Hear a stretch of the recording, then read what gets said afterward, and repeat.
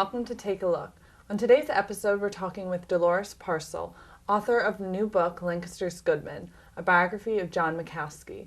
My name's Lydia Hilton, and Dolores, thank you so much for coming in today.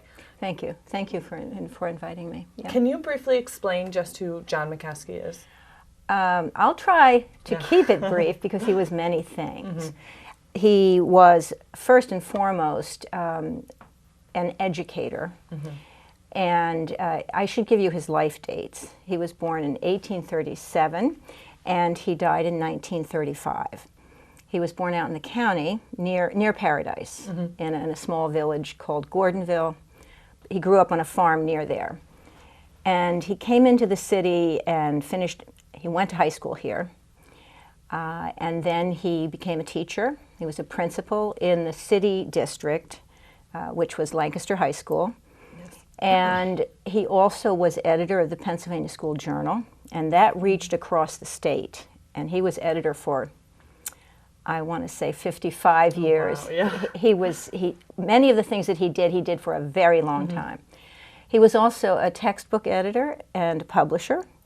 He was also a journalist, and that was important for my research. Yeah. So those are some of the things that he did. Yeah, so a very accomplished man, for Yes, sure. indeed, indeed. So do you remember the first time you heard about his life? Well, I taught at the high school named for him, so at some point I knew a little bit about him. And part of the reason I wrote the book was because some people know a little about him. Most people just know that the name of the high school is for him. The reason that I got involved in this was because my neighbor she's still alive, she is a great-granddaughter of his, and she lived with him when she was a little girl. Okay, yes. And their lives overlapped. He lived a very long time, and their lives overlapped, and she would tell stories about him. And after I retired, she told me another story. So those stories helped really to get me thinking about who was he beyond just the things that I had heard. Yes. And so what story or what part of his life drove you to write this book and inspired you to write it? It wasn't so much a single part of his life, it was simply that this list of accomplishments was about all that anybody knew. And when Kay told me the last story, I was retired, and I said to her, somebody has to write these down. Yeah. And so I went home, and my house was empty, my husband was still working, and I said, oh dear, I think it's me. And so that's how it began. That's really how it began. Yeah. And once you decided to write this book, how did you go about your research? That was rather haphazard.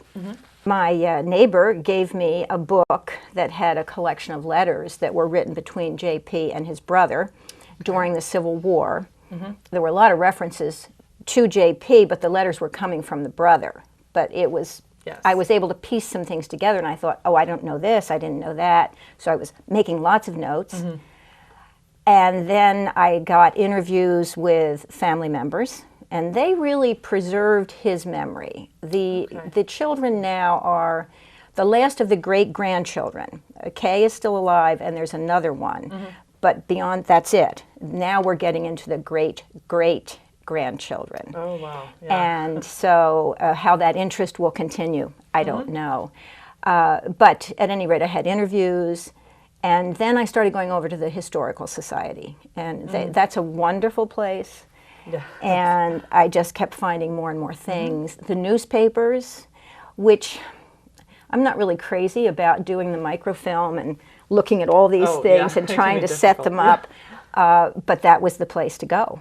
Because he was a journalist, I could find things that he had written and about him. Oh, wow. So, yeah. And so clearly he accomplished so much in his life. What would you say that he would say was his greatest accomplishment? Well, he said that his greatest accomplishment was being the editor of the Pennsylvania School Journal. Okay. You have to remember that McCaskey was at the beginning of public education. And as a child, he was educated because of that. He may not have been educated except for that, because it was free. And then he went on to influence it. And the way he influenced it, besides teaching here in the city, was through the journal. and that went out all across the state, 12 months a year. It was published here in Lancaster. Yeah. It was sent out from Lancaster. He got to choose the content and also wrote some of the editorials. And he claimed that as his greatest accomplishment. Oh, wow. Yeah. So what would you say is his greatest accomplishment? I would say it is as a teacher. I think that because I was a teacher, I suppose that certainly colors my response. But yeah, he was well loved by his students. They called themselves Jack's Boys, and his goal in education, which is I think the thing I admire the most, is that it was to build character. Yes. And yeah, so that was, to me, that's very important. Yeah. And when you were doing your research, was there anything that surprised you about Lancaster or John McCaskey that you weren't expecting to find? Well, I think I had no idea he'd been a reporter. And so to me, that was interesting. I was also surprised that he was in an orbit that was close to the people who were really well known, Thaddeus Stevens, James Buchanan. He was kind of under them. So they get national attention, as they should. Yeah. But he hasn't even broken out of attention beyond Lancaster. And I think he should, as an educator for the state. And that surprised me when I realized that. No, that is very interesting. So can you tell us more about the event that you're going to be holding at the Lancaster Historical Society? Sure. They, as I said, they were wonderful, and that was such a wonderful reservoir of material. And they often have presentations over there and so forth. I'll be doing a book signing there on December 15th. It starts at 4. And then I will make a presentation at 4:30. And my title for that is Lancaster's Music Man, John Piersol McCaskey, because of the many things he did with music. So that will take place then there. Perfect. And then, obviously, where can we get the book? Okay, thanks. Well, first of all, the Alumni Association is carrying it. My publisher is Masthoff Press out in Morgantown, and they're also selling it. Those are the best rates. They're the best prices. You can go on Amazon. It is on Amazon and available. Barnes & Noble has it listed, but I understand they don't have it stocked yet. Yes. So the Historical Society also has it. So at any rate, those are the big places, I would think. And thank you so much. We'll be back more with Dolores Parsil talking about John McCaskey's influence in Lancaster. And do go out and get the book. It is very well written and some very interesting material. LCTV 66 is your community channel, and your donations keep us on the air and help to produce more local programs. Send your tax-deductible donation of $500, $100, or more to the address on the screen. Or think of it this way: for the price of a couple of movie tickets, you can help support your community channel. Send what you can and be a part of all that is good about Lancaster County. Thank you for your tax-deductible donation to LCTV 66, Lancaster's Connection. Hello and welcome back to Take a Look. My name is Lydia Hilton, and today we're here with Dolores Parsil, author of Lancaster's Goodman, a biography on John McCaskey. So Dolores, what was Lancaster like back when McCaskey lived? When he came into the city, it was in 1849. There were still stagecoaches. There were railroads. By the time he passed away, we had trolley cars, and of course World War II had happened, so people were flying. So there was a huge change. When he was mayor of Lancaster, there were telephones installed in the mayor's office and one at his home because he was mayor. So, and that was 1906 to 1910. So, I mean, the changes were enormous. Population really took off and grew a great deal. He predicted we'd have a population of 200,000 by now. Oh, wow. He's a little off on that. But, but the growth was there. Yeah. Oh, well, very interesting.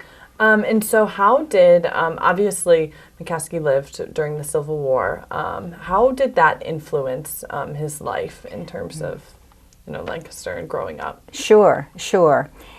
after he started teaching in the high school, the Civil War was close on the heels of that. He started teaching at the high school in 55, and by 1861, of course, we have the beginning of the war. He had married, and he was teaching, he was doing reporting. Yes. He did not go into the war. He wanted to. He was torn about that. His younger brother, Will, did.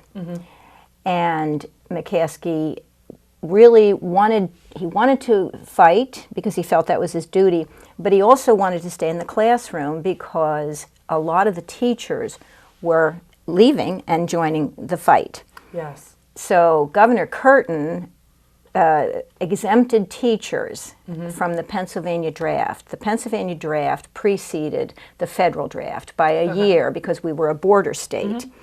And teachers were exempted. So he made the decision to stay in the classroom. Oh, wow. Yeah. And what was he like as a teacher? My sense is he would have been wonderful I think he was very fair. Yes. He did not believe in physical punishment or I think other forms of punishment. He felt that if a boy, because he only taught the boys, Yes. would confess that yes, he had been the one who had sworn. So it was important that you confess, and then that in itself was the resolution of the problem. So I think that he was very fair. He cared deeply about all of his students. He recognized that they had different talents. His expectations were pretty high, but he made provision for students who could not maybe do all of the work. You have to remember, we're talking about the beginning of education. Yeah. He wasn't even trained to be a teacher, and he didn't even finish high school. But he went into the classroom right after his class graduated without him. 2 months later, he goes into the same building as the teacher. Yes. So the training was really on the job, and Millersville had just started. That was the first normal school. So it was kind of a fly by the seat of your pants deal, but he was so much a teacher, I think, at heart. Yeah. And so I think he would have been very, very he was very caring about his kids, and they loved him. They really loved him. Yeah. No, it seems like it. Yeah, yeah. And what role did music play in teaching and also in his life, because that was very important. Yes, yeah, and that's one of my favorite things about him. I love music as well. He loved music when he was a child. His mother would sing around the farm. He remembers her voice. And you have to keep in mind, we are talking quiet. Yes. We don't have televisions, we don't have radios, no phone is ringing. And so Mom would sing, and he admired that. He liked to sing as well. When he came into the city, there was no music in the classroom. By the time he was teaching in 1861, he led a campaign to get music in the curriculum as part of the curriculum. It was just, music to him was a freeing kind of experience. It also, because so much of his life was dominated by his religious belief as a Christian, the ultimate music was, of course, the music that you would sing in church. But he wanted people to know music and have it at their fingertips. There weren't any songbooks available, like collections of songbooks. So he edited a number of those, and I do have one of his books. This is called Favorite Songs and Hymns. Oh, wow. And he called himself the compiler. He was the editor. Yeah. And he would go to Philadelphia, New York, to the different publishers and get them to publish his books. The first publisher didn't want them. Harper and Brothers up in New York City. They said, nobody's going to buy these songbooks. So he said, look, I'll give you go ahead and publish these. I'll take a penny a copy for my royalty. Yes. He got $700 in pennies. And then after that, they said, okay, this is going to sell. So a lot of McCaskey's early books were spread all over the country. That's another reason I think he should have more acclaim. So he did this one. He did a number of other ones. And he also put this Christmas one together. I think this is a beautiful book. Yes, very beautiful. It's really lovely. It's a bunch of songs and stories about the holiday. So it's a great, I really like that one. So can you tell us more about how, there's this kind of rumor that, he was the creator of the song Jolly Old St. Nicholas? I might not tell you everything Yes. because the answer is here in the book. Yeah. The rumor around Lancaster, okay, I guess I've given it away. The rumor around Lancaster for a long time has been that he wrote the words for that. But I was able to disprove that in the book. Oh, yes. The words were written by a woman it was published in about 1864-65. And it's credited to her correctly. The reason that I think Lancastrians got confused was because his name appears all the time. You go on the web and you write in Jolly Old St. Nicholas, he'll pop up. But he pops up because he put it in these books. Oh, yes. And he gave credit, not to her, because I don't think he knew who wrote it, but he gave it credit to the songbook company that first printed it. So he correctly is credited with an association with it, but he didn't write the words. And there are reasons for why people thought that, because in the song you have the three children who had very common names, Nellie and Johnny and Susie, I think. And they were very common. They were very common names. And also his own self-deprecation is in there too. So you can say, well, he must have done it. Yeah. He didn't. Yeah. And can you tell us more about, I understand that he was the first one to bring Arbor Day to Pennsylvania, and I know that he had a great love of nature. Can you tell us more about how that kind of influenced Lancaster and also his teaching? Sure, sure. He had so many, as you know, he had so many different interests, and he pursued so many things. The nature love came from being out on the farm and going to his first school, the little schoolhouse not too far from his home. That was through old woods, ancient woods, and he says it was there that he discovered his love for nature, and that grew. Yes. He also had heard about Arbor Day. That was started in 1872 out in Nebraska. And then it started to spread, but it still hadn't come to Pennsylvania. Okay. Then there was someone who said, we really should have Arbor Day celebrations in the schools. So that kind of clicked for him. And he said, I'm going to do an Arbor Day here in Lancaster. So in 1884, he and Lancaster High School did an Arbor Day program, and they planted trees. Oh, wow. And through I don't have a journal here, through the journal, he then started pushing it. So there were articles about why should we plant trees, and here's the history of Arbor Day. Johnny Appleseed is in there. Yeah. And by the next spring, he has convinced the governor to go ahead and proclaim an Arbor Day for the state of Pennsylvania. And he wasn't alone in that. The editor, E.E. Higby, I'm sorry, not the editor, the Pennsylvania Department of Public Instruction superintendent, was E.E. Higby at that time.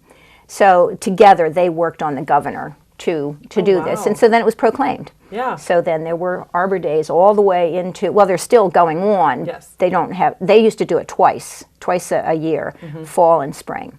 And they planted all kinds of trees. There are still trees standing here in Lancaster that he's responsible for having planted. That's amazing. It is. Yeah. It is. That was very exciting. Yeah. And then, of course, he was also mayor of Lancaster, and that was a very important part of his influence on the city. What sort of policies did he advocate for, or what sort of changes did he make in Lancaster? I don't think he made so many changes as he continued what was already in place. The big issue when he first was elected was the water filtration, because the water was coming to the city residents from the Conestoga, and it was not sanitary, and people were getting sick and dying.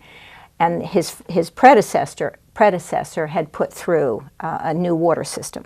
So he continued that. At some point in his administration, he was accused of planning to privatize the water system. And he was Republican. Yes. And he said, oh, no, this is the people's system. I am not privatizing it. Yeah. So the water system was one. The care of the fire companies. He wanted to put in more firehouses. He needed more men, bigger ladders, more up-to-date equipment. Sometimes he got it, sometimes he didn't. Yeah. So yeah, I think a lot of the things were. And then he also he wanted to keep the speed limit down because automobiles were first coming in. Oh, yes. And people were getting killed. Yeah. And so he put signs all over the city about speed limit of 10 miles an hour. Oh, wow. So those are some of the things. Yeah. Very interesting stuff. Yeah. And so, you know, with all these things that he did, he seems like a very progressive guy. Where do you think he got this from? The grandfather was from Ireland, had come to this country as a young man, was very interested in politics. Yes. And as he got old, he became blind. So young JP would read to him from the newspaper. So he would be reading about politics as a little boy. When he was 12, he came into the city. He had a teacher who was an abolitionist. And that influenced him in that area. So I think that was early on that his interest came. And what do you think that people can learn from McCaskey's life? I think he took his beliefs and he lived them out. He believed that we should continue to push for what we value. Yeah. He valued music, and so he made it happen with getting it into the schools, getting it into books. He loved Abraham Lincoln, and he just constantly talked about him. I mean, he just kept things. He kept things that he valued in the front of people. I think too, I appreciated his real love for his students. I mean, he had one boy who was dying. He went to his home, sat with him, and talked to him. Oh, wow. That I valued. So there are a lot of things. Yeah. What do you think McCaskey would think of today's political atmosphere? I think he would be highly disappointed, very, very disappointed. Obviously, there is a need for opposition and so forth, but I think it would be conducted. He would be surprised at the level of the animosity. I have something I'd love to read that he said about having political parties. McCaskey embraced political parties and different perspectives. He said, "We need parties, and a wide latitude in the expression of opinion must always be encouraged, so that mistaken views may be corrected and abuse of opportunity in public office checked and punished." He also said, "We need good men to manage our municipal affairs. There has never been a time when everybody was content with civic conditions. Criticism and condemnation are always to be looked for and are often most helpful. We need good temper and good sense, good purpose, goodwill, good friends, and good foes." I think that says a great deal about it does. what he might think of today's and situation. I think we could all learn something from that, Yes, too. indeed. And, of course, if you were alive today, what do you think you would think of modern Lancaster? Yeah.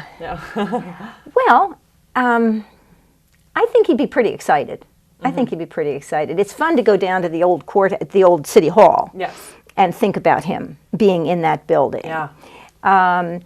And he really welcomed, because while he was mayor, he could look down on the square, and that was a beehive of activity. There were trolley cars coming in from all over the place, lots of people coming into the city, and he liked that. He liked that growth and that activity.